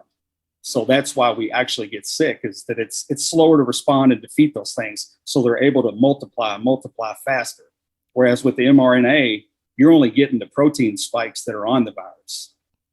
So your body is memorizing those protein spikes that are on the virus that attack, and I don't know I'm not anybody, I'm just a dumb guy sitting in a garage with a podcast. But, if I'm not getting the whole virus and I'm only getting the protein spikes, what does that look like down the road when something else comes out and my immune system responds to that, maybe over responds to that, right. And kills me at a healthy age? Right. I don't know, man.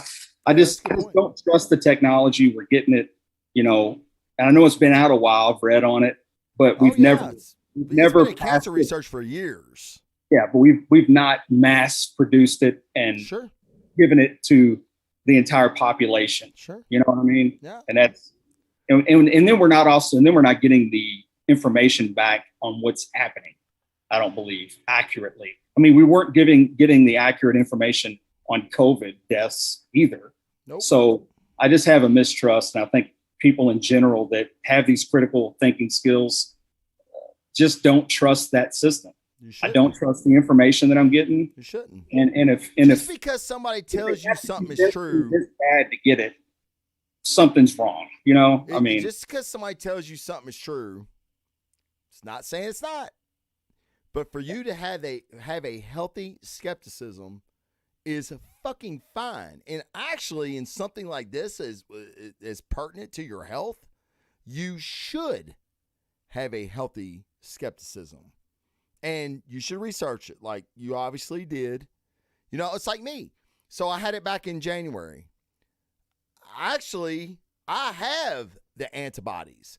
So like you were talking about the protein spikes. Yes, you will still get sick, but if you had the vaccine, that's the reason people are mitigating symptoms better with the vaccine from the Delta variant than they normally would have. Now, I've had the virus, so therefore I've had the antibodies, and I got vaccinated. Probably didn't need the vaccine, because if I was hit with the Delta variant, I would have symptoms, but the chances of me being hospitalized due to the Delta variant are very, very, very, very slim. Yeah. So if I'd have known that, I wouldn't have got the fucking vaccine. Yeah. And probably any SARS COVID that comes out in the future. This is the 19th COVID virus. Oh, yeah, yeah. Yeah, it's COVID-19. That's how they fucking are them. COVID viruses aren't fucking new. And that's the reason that's what upsets me when people talk about, well, we know more now. We know more now. We know more now. Motherfucker, COVID's been around for fucking ever. The COVID viruses are not anything new. Now, granted, this is a novel virus that apparently jumped species and all that other shit. But it's I don't buy that shit with, this is fucking brand new. My God, we've never fucking seen this shit before. That's bullshit. It's a COVID for a fucking reason, because the fundamental functionality of it is the same as every other COVID virus. Now, granted, there's things that make this respiratory. There's things that make this more contagious. There's things, but it's still a fucking COVID virus. So it's like the Fauci emails and all that. Like, he was saying when we didn't need masks. Well, it was before we knew more. No, motherfucker. This dude has studied COVID viruses more than anybody. He fucking funded gain of function. You know what I mean? Yeah, well, the people. Go ahead. No, you go ahead.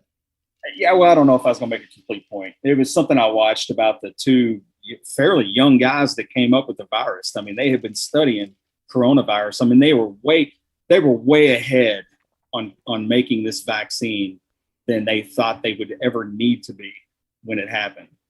I can't even remember where I watched it. It may have been YouTube, or I can't even remember where I watched it. It was pretty fascinating, though, the process that they came up with to make the vaccine and all of that. But there's really no point here. Just something that came to mind. No, it's interesting because so you'll love this, because I thought it was interesting. Obama, he actually banned gain of function. He was like, why the fuck would we ever study processes to make viruses more viral? Like, fuck that, I'm banning it. Trump was the one that reinitiated the fucking program. Yeah, I don't know. No, I mean, it's true. I mean, it's fine. What I'm saying is that, and this was Fauci's, again, I'm all for an argument. I'm all for the conversation. So Fauci's reasoning for gain of function testing, which, again, for those of you who don't understand, gain of function is the study of making viruses more contagious, like making viruses more novel, where they could jump species, even like making them more deadly. Layman's terms, making them more deadly. Which fucking I'm a layman, so there you go. Fauci said the reason that he funded gain of function, which he lied to Rand Paul in Congress, and still don't understand why the motherfucker's not getting put on charges for fucking perjury, because he lied to Congress. The emails prove that. He said that studying this, he can predict how the virus will behave. Okay. Yeah, I mean, that's dangerous shit to research. Like, let's make this fucking virus more contagious. In a lab, like, let's hope this motherfucker never gets out. Oops, apparently it did. But I understand that methodology, like that ideology that, well, if I study how to make it more aggressive, I understand its behavior and I can predict a path of vaccination, stopping the spread, curbing the spread, whatever. So I kind of understand that. So you support that study, like, or that method of figuring out how to make something more. You're asking me if I support gain of function. Yeah. No, No, I do not. obviously there are people that do not, and I'm not talking about just the U.S. I mean, that's what they were doing over in Wuhan, right? Yes. I mean, so Oh, the lab I don't one. know. Yeah, absolutely. Yeah. The lab, It I just mean, seems he weird. funded that. Yeah, it just seems weird to me that was released at the time it was, and this is conspiracy thinking, and it was obviously it's highly contagious. You know, it went through the world fairly quick and still hangs around, but I don't think they got the if it was man-made, you know, and released on purpose. They got the contagious aspect of it right, but not the lethality of it correct. You know what I mean? Not to say that the next time it is. What's up? No, go ahead. Not to say that the next time, the next release, because I look at it, you know, if people are studying that, how long does it take a military or a regime or something to go, huh? The U.S. is full of obese, unhealthy people. What better way to, you know, really tax their system and have that entire ecosystem of their country fall apart within Correct. months? You know, yeah. I don't know. I mean, that's real far thinking. No. Jack Carr. It's far thinking for a lot of people. A lot of people don't want to think that there are people out there that were that, you know, nefarious or whatever. Right. But there are. I mean, Jack Carr's book, his newest book. Shit. Not Red Sun. It's the retired Navy SEAL Jack Carr. Yeah. Fictional writer. Well, so, you know, and Joe Rogan said, I like to call his books nonfiction fiction because, and he did this while he was writing this book. He was talking about a foreign government releasing a virus into a populated city during COVID. He had to rethink everything because of how the United States reacted. So he thought, okay, and I had to fact check this, which at the time he wrote the book, I'm sure it was correct, but it had changed, you know, because it had been almost a year before his book came out. But in his book, he said that the mortality rate was 0.3%. Okay. Our government locked itself down for a fucking virus with a 0.3% mortality rate. Now, when I fact checked it, it was a 1.3% mortality rate. Okay. Still not a fucking lot, guys. Not a fucking lot. People die of cardiovascular disease every day. Every day. You can look, but you can look at it from the standpoint of, okay, we know this is coming. It's contagious as hell. We don't fully understand it, and we want to get ahead of the problem. So do we wait until the lethality rate is much higher to shut everything down, or do we get ahead of the problem and shut everything down now? I don't know. I mean, no, that's a great point. Yeah, I mean, if they were being responsible, then I would say that's probably a good thing. But it didn't play out that way. Didn't play out that way.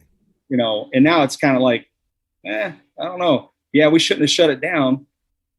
But I dealing with the information they had at the time, I mean, that may have been the best decision that they could have made. Sure. And it was a horrible one for our country. And, you know, obviously now, right. Yeah.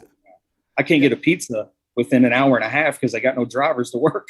Yeah. And they'll leave it on my fucking door and I don't have to talk to anybody. That's fucking horrible. Which is fantastic. But he, in his book, it's our enemy has learned how we react to a virus that has a fucking less than a fucking 2% mortality rate. What would we do if a virus was an Ebola type virus was let loose in Chicago with a 30% mortality rate? We'd be eating our fucking kids. Yeah. Our enemies learned all this. Well, even if it wasn't done on purpose, they're now watching. I said, even if it wasn't done on purpose to learn how we respond, then it's at least being observed. I'm sure it is. Why wouldn't it be? I mean, you spoke earlier about chemical warfare and us going over there because they had that capability. Yeah. I mean, this virus, weaponized virus, is a step above that. Sure. And it's not a far shot to think that, you know, somebody wouldn't perfect that. And this may be the path to perfecting that. Well, and I remember 18 months ago when people said that it came from the fucking lab that was 2 miles down the street from the wet market that they said it came from. You were a conspiracy theorist and you wore a tinfoil fucking hat. Now, you got liberals like Jon Stewart coming out saying it came from the fucking lab. So, I don't know if we'll ever get the fucking truth. And just really quick, I know you can't see the chat. Jason's giving me a ton of shit because he said that I didn't put up a reminder. There it is, bro. There it is. Me and Josh going live 7 p.m. Instagram and Facebook. Look at your social media again. Hit your refresh page. I don't know what you're looking at, bro, but I did. I put it out there. So yeah, I mean, it's a fucking shit show, man. I tell you what, I don't know. So do you think it's perspective? And I know we're fucking hour and 45 minutes right now, but do you think it's perspective? Because I really I don't want to talk about shit like this. I would much rather talk about cigars and guns. And I went to a birthday party this weekend and we blew shit up with Tannerite, which was fucking awesome. Like disintegrated shit. It was fucking incredible. But I always, if I'm at the gym, if I'm shooting guns or whatever, it's it always comes back to politics. And, I don't want it to be this way. I don't want it to be this way. I'm not a fan of talking about this shit, but it's so impactful right now on everybody's lives that, it's almost impossible to not have it come up in a conversation. Is it impactful because we are in the middle of a pandemic? Well, no, I think it's not so much the pandemic, the virus spreading and the destruction that it's causing, but it's the response of that I think's got most, because that's when it becomes political. To me, this is more of a political virus that spread much faster than the actual virus itself. That's a good point. Yeah. Why do you think? What bothers me? But. Why do you think we're so?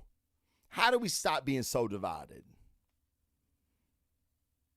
I know, me and you're both. We definitely swing on the right side, no doubt.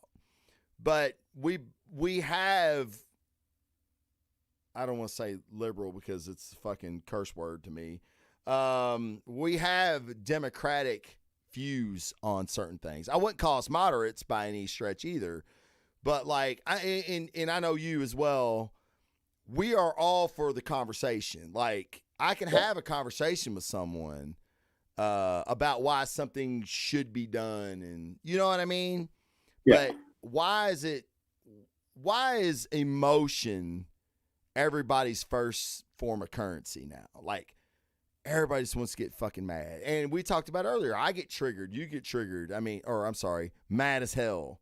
Triggers a fucking millennium war. We're not pissed off. Yeah, pissed off. We're fucking pissed off. You know what I mean? So what is the answer? And I hate to sound hippie when I say this, but is it compassion? Do we need to start having more compassion for other people's views that don't align with our own? I don't know, man. I don't think compassion is a good word. Probably more I don't know, empathy of other people's beliefs and thoughts, and then knowing that you're not going to agree on everything. And we've talked about this before, and walking away from that with some type of compromise without there being that emotional response. Because, kids, they look at it, a kid wants what they want when they want it. An adult shouldn't operate his life like that.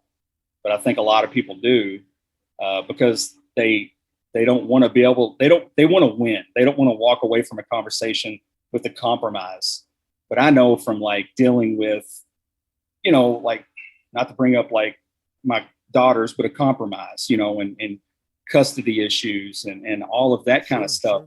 Sure. If two parties walk away not being completely happy with the results, then it's probably a pretty decent successful negotiation. Yeah, hopefully. It may not be the best, but nobody operates in the best. I mean, unless you're a tyrannical government that, Sure. Does exactly what they want to do. And then nobody's fucking happy. We see how that goes Right. in other countries. So, but in our country, yeah, I mean, you should be able to, it's a 2-party system or however many fucking parties we have now or genders or whatever. I don't know the numbers of anything anymore, but it's, right. I don't know. You should just be able to like say, hey man, that's cool. That's your belief. And I respect, like we've talked, I respect the person that can back up their belief with Sure. some actual understandable data or arguments, even if it's just, hey man, it's just how I feel. I haven't done a lot of research on it. Yeah. That's how I feel about it at this point in time. Yeah. Fair. And that's fair. That's fair enough. I mean, would you be willing to listen to maybe more information that I have? I mean, now you sound like some kid in a white shirt knocking at your door, but right. Same time. Chad Russell says in the chat, why emotional driven? My opinion is we've been trained on the right and the left to react emotion versus response thinking. Yeah, I mean, and Josh and I talked about this earlier in the show about the loss of critical thinking with everybody. We don't think about things rationally. We immediately jump to how it affects us emotionally. And I'll fucking raise my hand and tell you straight up, I am the worst. Like it has been, and Jordan Peterson's books really trying to help. It's kind of helping me with this. Is like it's something that I struggle with, so I need to keep it in the forefront every day, every fucking day. When I want to react emotionally, I rein myself in. Like if I know a motherfucker's about to say something that is going to trigger me, that's going to piss me off, I immediately go, I'm taking a step back. Now, doesn't mean it works all the time, because sometimes it doesn't. Sometimes I still respond emotionally. But so he also has a great tactic when it comes to debate or argument or whatever. And you should really try this with your wife, because I've like 12 Rules of Life. I'm telling you guys, 12 Rules of Life by Jordan Peterson. It's going to be the best fucking book you ever fucking buy. Buy the audiobook. If you can't fucking read, I don't give a shit. You got ears, you can fucking listen. If you're deaf, get the Braille version. It's fucking worth it. The path of least resistance, okay? The least amount of force that you can use in an argument or confrontation, for that matter, you're always going to have the advantage. And he's exactly fucking right. When your wife is fucking going off and she's fucking yelling at you and she's fucking screaming and you're pissed off, because that's a fucking actual human reaction to hit force is put upon me, I'm going to respond with equal or greater force, right? No, don't. If you don't have to, do not. Least amount of force necessary. Because if you're down here, you can always amp up. When you're here, you got nowhere else to fucking go but jail. Okay? So in any kind of these arguments, especially when you're pissed off because someone's viewpoint doesn't match your own, this is what I feel the right has over the left. And I know that I'm going to get a ton of shit over this, but I don't give a fuck. This is the last 18 months has taught me, if anything. The left doesn't deal in facts. They deal in emotion. They deal in social justice. They deal with, that's the fucking right thing to do, which may be the most opinionated thing of fucking all time. The right, we have facts. We have real world experience. Okay? So let them fucking yell and scream. Okay? It reminds me of the kid with the Magna hat that everybody said was making fun of the Native American. Beating the drum. And it was the exact opposite. This kid was a fucking stone. He didn't do shit. He kept his fucking cool. He may have wanted to be a little fucking dickhead, but he wasn't. And guess what? He's fucking sitting on an island somewhere that he bought on CNN's money. So, path of least resistance, man. Less force is possible. Yeah, any therapist you hire is going to tell you not to react out of emotion. So I mean, it's you're never going to win. Save some money. I'm trying to think of a situation where that gains you an advantage. Well, I can think of one. You know, I mean, when you divide between a discussion and actual violence, you know, okay, well, it may be upon you. Yeah, then the first guy that throws a punch usually wins. Yeah, well, that's true. Yeah. It's also probably the guy that's going to go to jail, unfortunately. That's right. Like, that's what's fucked up about fist fights. The guy that wins and hurts the other guy gets in trouble. Yeah, I've been in that position, and it sucks. That's right. It really does. It's like, no, I didn't. You know, I may have won. This shit, you know. I was defending myself. Yeah, you're better off shooting them, I think. Maybe. I don't know. But yeah, so I mean, John Brousseau says lack of emotional intelligence in some people. Well, sure. I mean, you know, you're always going to have people like that, and I feel like that is a lot of people right now. A lot of people go to Twitter. God, Twitter is the most toxic fucking social media platform there is. Jesus Christ. I get nothing pisses me off more than going on fucking Twitter for 5 minutes. If you don't follow Zuby, Z-U-B-Y on Twitter, you really fucking should. He handles them fantastic. He says great shit, handles them fantastically. But there's a small sect of people that are really fucking loud. Hey, kudos. You've gotten a lot. I still feel like, and I feel like, and I think I've told you this, Josh. I tell everybody that, all my family, I feel like there's a shift going on. Everything's being shoved down people's throats. We're tired of it. We're sick of it. I'm not a fucking racist. You're not a fucking racist. I'm not a xenophobe. You're not a xenophobe. I'm not a homophobe. You're not a homophobe. Quit fucking telling me I fucking am. Okay? And these people that I think that are, there's more of us than that are homophobic, that are racist. Like, yeah, of course there's fucking Klan members. Of course there's people that hate black people. Of course there's that. It's human goddamn nature. You're never going to fucking change that. But the majority of people want the best for other people. Okay? That is the majority. So stop speaking to the fucking 5% of the population, either side, the right or the left, okay? Because in the middle, we're all the goddamn same. We all want the fucking same things. We all want happiness. We all want financial security. We all want companionship. We all want fucking friendship. That's everybody. Black, white, fucking gay, straight, doesn't make a fucking difference. People need to stop dividing each other. So I think those people are getting pissed at the extremists on both sides. The midterm elections will tell us a lot, and we'll see if a shift is coming. History says a shift is coming. So we'll see. Like, and I think you talk about emotional intelligence. I mean, you think about any like pre-battle, you know, what does the leader do prior to that battle going off, you know, or starting? What do they typically do? They give a big emotional speech. Well, I mean, any sporting event, like any football team William takes Wallace, the field. you know, anything. Yeah, exactly. So that's what you do. You create a situation where you get an emotional response and you get followers, you know? So, I mean, that's kind of what they do is they give this huge emotional response and all the people that think like them follow that. Yeah. And they can't give any real facts behind why they believe what they believe. They're just emboldened by the emotion.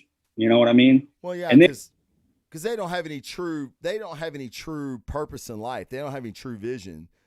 Yeah, and I'm not talking about left or right. I'm just talking about people. Just people. And you talked about like them, people like that arguing with you, and like you're a homophobe. You know, I mean, they're trying. That's a passive aggressive way to try to invoke emotion out of you. And when you respond with emotion, now you look equally as ridiculous as the other people. That's right. You know, like you said, that kid, he held his composure and he came out on top. That's right. But when I'm in the streets and I'm trying to make a point and somebody just tells me, you're just a xenophobe, homophobe, you're racist. Yeah. And then I give a huge, like, and everything's recorded nowadays, so they can take, if I say one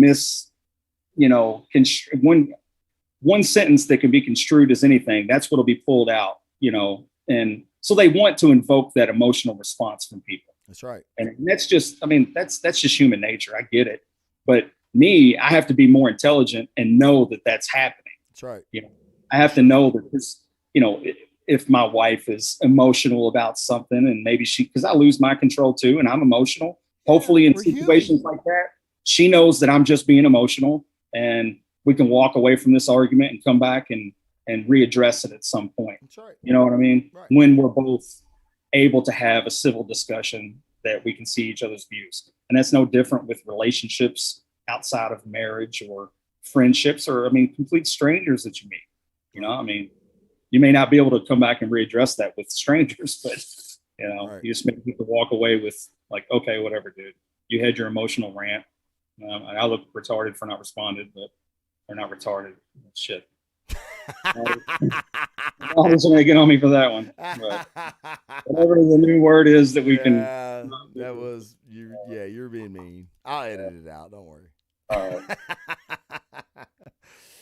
Hey guys, we've went 2 hours tonight. I want to thank everybody for joining the fucking chat. Thank you so much. Sorry, I know a lot of you responded, and I was on the Twitch stream, and I should have been on multi-stream, and sorry, my faux pas.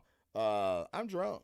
Damn, I didn't know that I was until it hit me, and then I was like, oh shit, man, fuck, I should have did this, but I didn't. But thank you for all your questions. Really, really appreciate it.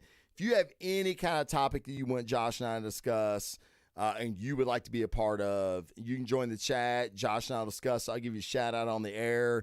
If you have not went to iTunes or Anchor and left us a 5-star review, please do that. And what that does is that pushes the show out there in algorithms. Okay.